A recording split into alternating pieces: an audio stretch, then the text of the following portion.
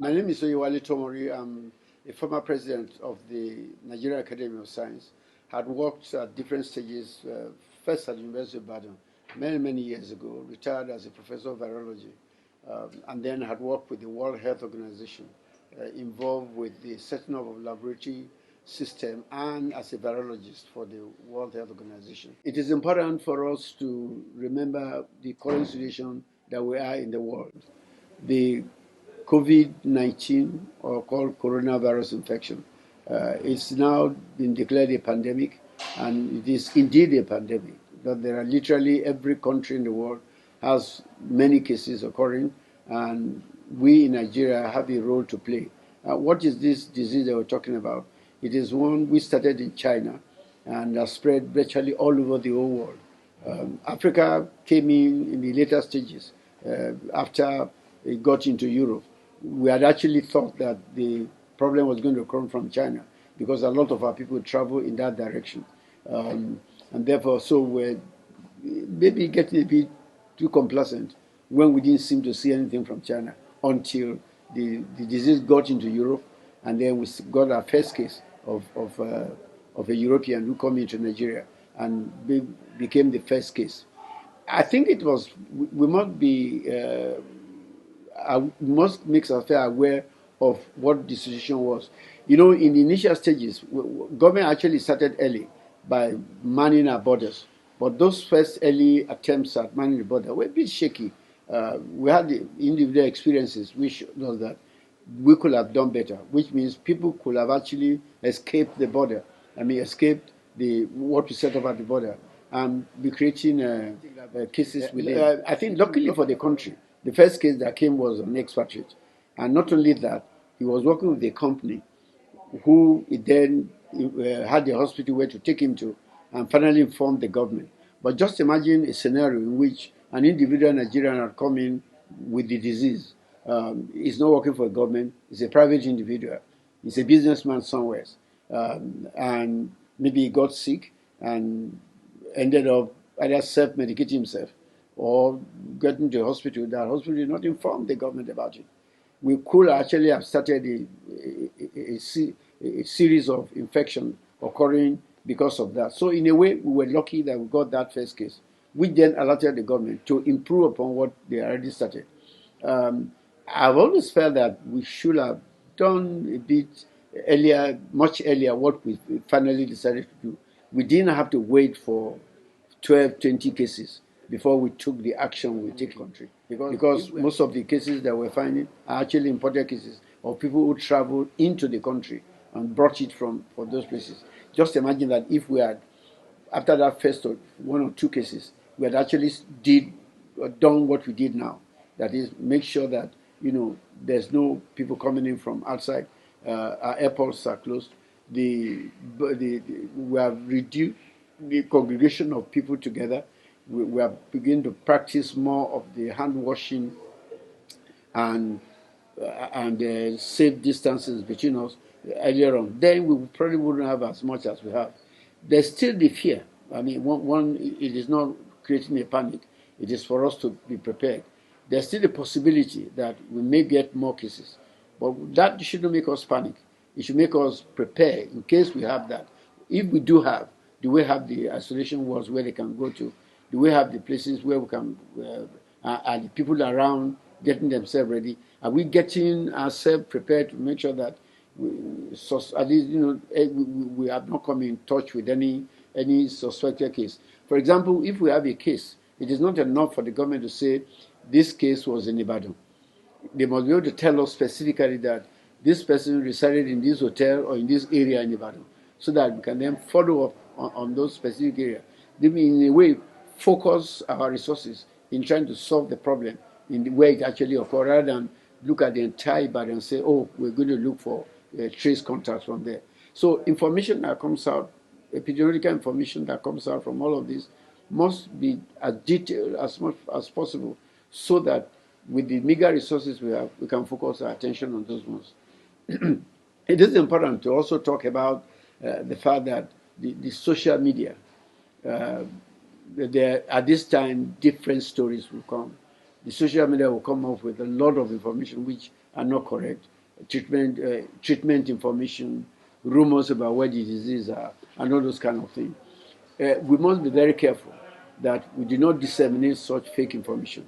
Where the government says wash your hand, don't congregate in places. If you are sick, go to the hospital. If you are coughing, please put something on your face, and then don't just sneeze out in the public. Those are things that you and I need to comply with. And take the issue. The greatest problem we probably have with this is people coming in with the disease. So we'll talk about our borders, for example. The people at the border must realize that their job is as important even as that of the Minister of Health. Because if they're able to clearly, identify people who have the disease as quickly as possible, then they are helping the country. Also, as individuals, when we go out and they give us a form to fill, it is important that we put in the correct information. Like, for example, the first case that came, it took the government almost 3 weeks to be able to trace all of the people who were on that plane, because people gave false information about the address, they gave false names and things of that nature. It took having to put the names either on the TV or in the newspaper before we could find out every other person that was in there. So we must help the government, we must help ourselves by being truthful. And when we find cases, it is our role and important thing to let the people know. I mentioned the fact that we were lucky as a country that the first case that we found out actually had to be an expatriate who was working with a company. And the company also performed its own duties. But when they took the person to the hospital, they also informed the government. I just imagine a scenario in which it's an ordinary person like myself who comes into the country. I wasn't sick at the time I came through, but I became sick along the line. Sometimes the majority of people go for self-medication, and we never know. Meanwhile, you're spreading disease around the place. Or he goes to a hospital, which does not inform the government. Again, these are issues that we know. So even the health workers get exposed to such things and become infected. Like the Nigeria Academy of Science, for example, had actually brought out an information to the government, a press conference, in which we stated out what are steps that the country needs to take, and such. We need such other organizations to begin to address those issues. Our science must not be so esoteric as to be only limited to the lab. We are there. Science is to advance the social and economic well-being of the people, and therefore we must continue to address those issues and get the public involved, providing quick and right information for the public. Recently, we had so many other information about people, different kind of drugs like chloroquine and other things that could be used. Yes, when it first came out, one had to be very, very careful, because many of the people who reported those things, when you read the story, like, for example, there was a time when they said some student in Ghana came up and the Chinese have collected the thing from them. There was already a story about the Minister of Health in Senegal providing a serum to China. Stories like that, I mean, it's obvious that they are fake. Most of the formula we're getting now, we're getting laboratory reports, research carried out, reported in research organizations. Then you begin to constantly analyze those things. And therefore, what I'm trying to say is that we must look at the authentic information and take our decision accordingly. So that when WHO said, go ahead and do some research on it, and people are doing some kind of research, then that's the direction we should be going. We've had a few of our colleagues in Nigeria making claims about they have something that could be used for that. All we advise, and which the academy always advises, that there are procedures, there are processes for authenticating such things.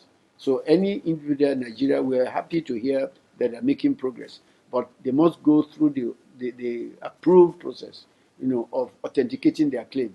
The claims cannot be authenticated on the pages of newspaper.